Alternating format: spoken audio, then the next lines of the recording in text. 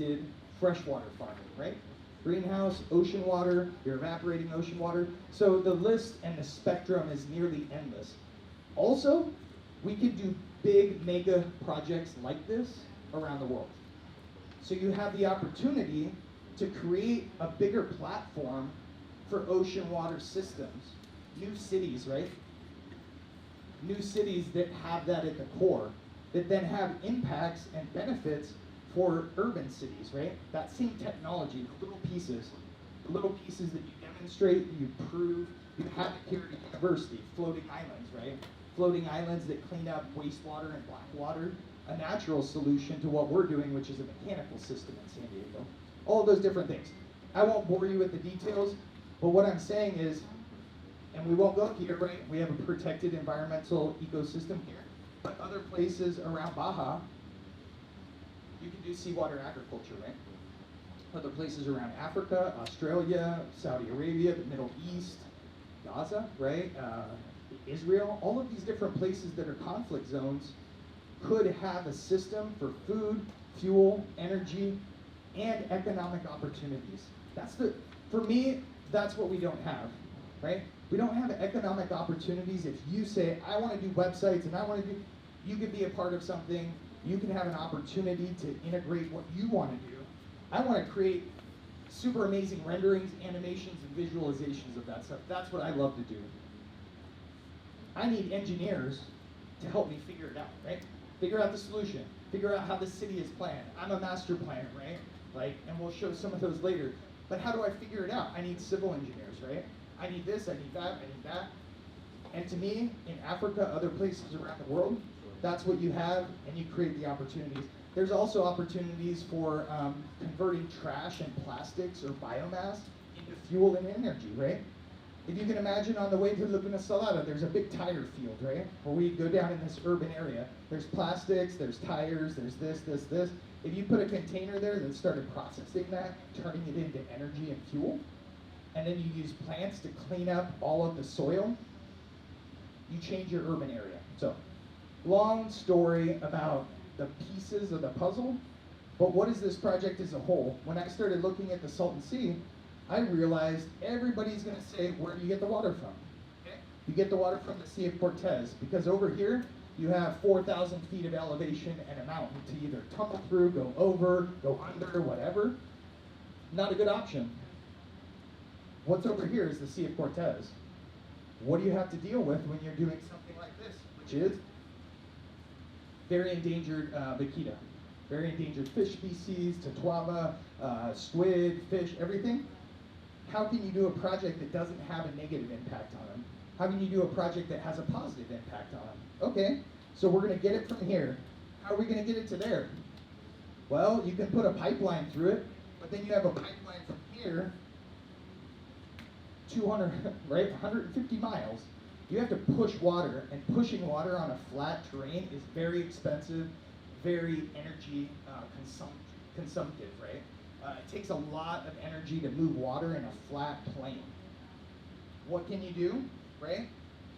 Man, and I looked around and I saw the shoreline. And the reason why I kind of saw that looking at the map, if you've ever been to the Salton Sea area, you could look at the mountains and you could see where the waters of Lake Cahuilla used to be. An ancient lake thousands of years ago. Used to be this entire basin, right? This entire area was Lake Cahuilla. So seeing those lines, and then I came here and I saw the shoreline of Laguna Salada and I said, wow, that might be an answer, or at least one possible alternative to pushing water that far, right? Let's see if that's an option. We started investigating it and realized that the highest tidal action, tidal energy in the world is here in the Sea of Cortez. It comes up 21 feet, right? If you're sitting here, the top of this building is how high it goes above sea level.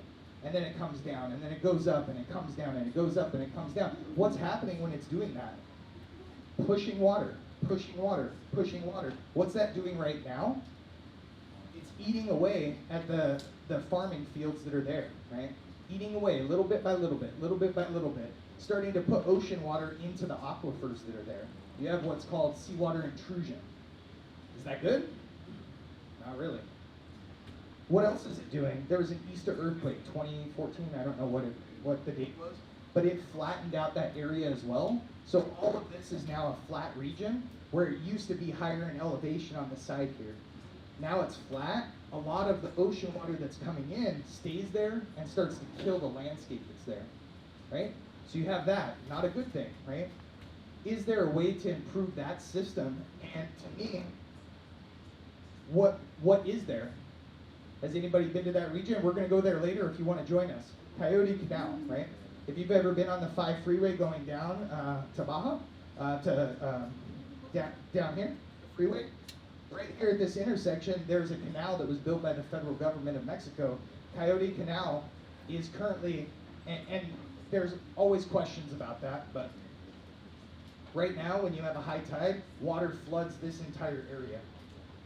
A lot of people might say that it's only fresh water that's coming in there, and that might be the case. We have to study that. But when I've been there during a high tide, during a full moon, that entire area was wet, and that entire area was flooded, and it was flowing in like a river stream and an ocean stream that had flood. What does it need, and why is it flooding out that whole region? Because the canal's been filled with sand over the last 30, 40 years, right? As waters come in, the sand falls down. As the sand falls down, you no longer have a canal. All that water comes in, all of that water floods that entire region. What can you do? You can widen that canal and deepen it, and you can start to direct that energy through that system. And that high tide pushes water into Laguna Salada. Pushes, pushes, pushes every time, once a month, 21 feet, 21 feet. Pushes it in. What happens when it gets to the end? If you're only pushing it in, it gets saltier and saltier, just like the Salton Sea, right? So what do you have to do? You have to use that same energy to push it back out, right? That same push that comes in, pushes water in, could push water back out, right? If you're just pushing water back out, this is very salty down here. So what do you have to do? You have to create another solution, right? This is the problem. Very salty, salty, salty, salty, salty. Right? So you create a blending mechanism to take water that's coming in from the ocean to blend it with outgoing water. Now you've cut that in half. You've taken 39 parts per thousand, cut it in half to 37 parts per thousand before it goes into the very deep part of the Sea of Cortez, where it's not going to have a negative impact on the ecology. Big picture, everybody got it? It's complex, but it takes zero energy, right? You're using Mother Nature to push. And you're using her systems to push and create an ecosystem. This would be the second largest lake in Mexico, right? Pretty impressive. Would be cool to swim in, fun to have a party in, right? Where's the boat, right? Get your boat. But more importantly, there's a city out there. You can imagine like, hey, I want to go build a house out there, right? I want to go do this out there. I want to see that this is Mexicali 2.0, right? How do you build an eco-city? How do you do it up against the mountains? How do you do it with the Kukapa tribe, right? Working together with technology, there could be a very beautiful ecosystem here. How does that help the Salton Sea? You deliver ocean water that stays at a salinity, so it doesn't get saltier and saltier over time.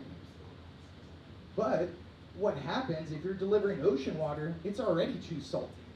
So you just have a negative impact on the whole system again. At least you mitigate the toxic dust. That's good, right? If wind starts blowing around, all the chemicals in there are so small, they go into your lungs and go straight into your bloodstream, and all of your organs have cancer-laced dust. Scary, right? That wind, where does that wind go? Does anybody know? Raise a hand. Anybody? Shout it out. Mexicali, maybe? Right? That wind blows down sometimes. That wind blows up sometimes. That wind blows east sometimes. That wind blows west sometimes. But that wind also comes down to Mexicali. There's also sediment at Laguna Salada. Is anybody going to go and see the races? Right? When somebody drives on that, boom, it kicks up dust. That dust is fine because there used to be a lake there. So you have dust that's also in Laguna Salada. I won't talk too much about it. I'll just say lots of benefits. And you reduce a pipeline that was going to go from here down to here, and you make it from 7 miles south of the U.S.-Mexico border to the Salton Sea, which is downhill. And there's an opportunity to do a desal plant, and that's pretty exciting. in a sustainable way, in an environmentally sensitive way. In San Diego, we're just kicking out the high salt into the ocean, and it's killing the animal species.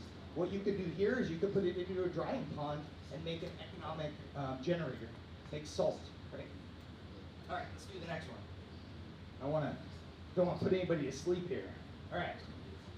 So what is the infrastructure? What does it look like? Natural energy pushes it in, natural energy pushes it back out, natural energy blends it as it goes out, no negative impacts, hopefully 200% benefit for all of the species in here. But a lot of this needs environmental studies and analysis, right? These are my assumptions. I need to pay 20 consultants and have 20 partners that can prove this, right? Before a shovel hits the ground. And I hope that through those studies, it would say, no, you're having a 200, 300% benefit for the Sea of Cortez, for the Delta, for the Peninsula, right? There's no negative impacts, everything's positive, and it's pretty low cost, why not? What are we doing with the salt here? We're putting it in a salt sink, so it's very salty here. That allows the fresh water that's coming in to make the entire Salton Sea less salty. So you don't just have one fish that's nearly dead or extinct. They're still in the Salton Sea, but you know, we'll see how long that lasts. Because it's too salty, they can't breathe anymore, right? They can't reproduce, right? Too salty that the fish that can survive anything can't make babies, right? So then you have the Pacific flyway, the birds. There's no more pelicans out here. If anybody went there 10 years ago, it's a different place than it was yesterday when we were there. Not any less beautiful though, right? Amazing sunset, amazing view of this is an ocean view. When you're right here, you can't see the end. So you can imagine, this is what it would be like having a house in Rosarito, right? Same thing could be in Laguna Salada. When you're right here, you could probably barely just make out the edge of that. It could be a really exciting place. Not a lot of impact. Let's go to the next. So how does it work? Kind of like we said, would it have a positive impact here? The goal is that you would let all of that water continue to flow because the freshwater system is critically important to the Sea of Cortez, right? To the Gulf of California. If you don't have fresh water flowing and you have fresh water that kind of turns and comes in here, you have negative impacts. So you'd mitigate that by building a system that derives it and turns that around that still doesn't have